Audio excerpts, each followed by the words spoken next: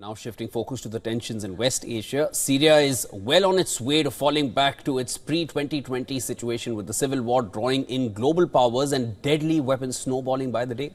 The death toll has shot up beyond 700. Tens of thousands are already displaced. The gloves are off and the crisis has nosedived. And the worst is yet to come. More in this next report.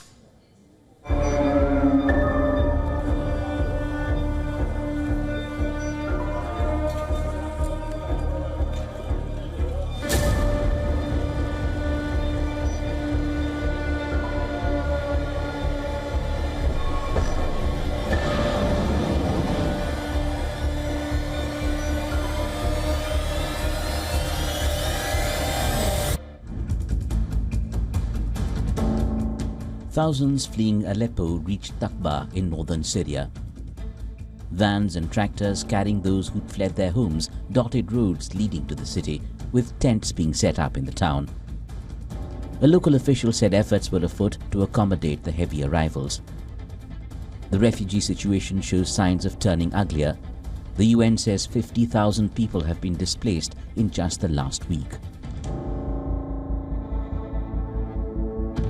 The autonomous administration opened 2 centers to receive them, and after that they will be sorted into accommodation centers in schools. There will be other plans to shelter them.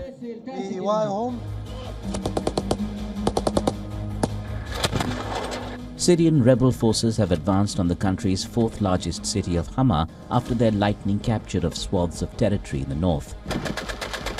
According to Syria's army command, its forces were striking the rebels in North Hama and Idlib provinces with Russian air support.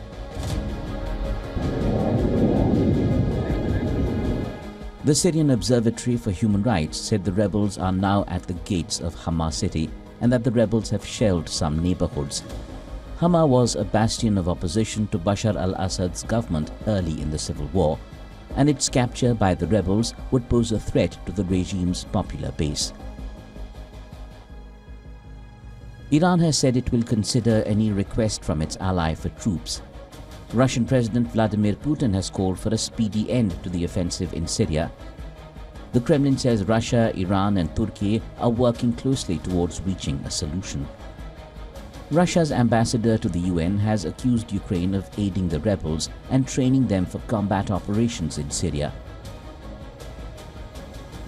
Ukraine's geographical proximity to Syria has been frequently pointed out. Kyiv has hit out at the Assad government in Syria for recognizing Moscow's annexation of the Crimean Peninsula in 2014, claiming that Ukrainians were also being targeted on a nightly basis by Iranian-designed drones. The Russia-Ukraine dimension jumps out.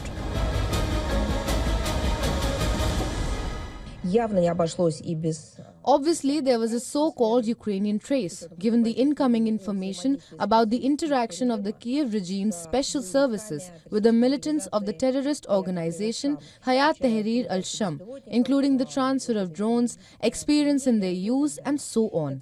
This is not the first and, unfortunately, as we understand, not the last region where the Kiev terrorist regime will apply its criminal experience. Before this, there were African countries. Now we are talking about Syria. More signals that the crisis in Syria is not dying out soon.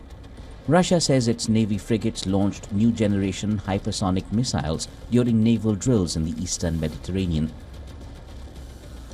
The Kremlin released footage of exercises near Tartus of Zircon hypersonic anti-ship missiles. A Russian submarine launched a Caliber cruise missile. On its part, the US has said it would continue to fight Russian and Iranian support to the Syrian regime. Syria braces for revival of bad times. Its theater of war cloud returns. Bureau Report, WION World is One.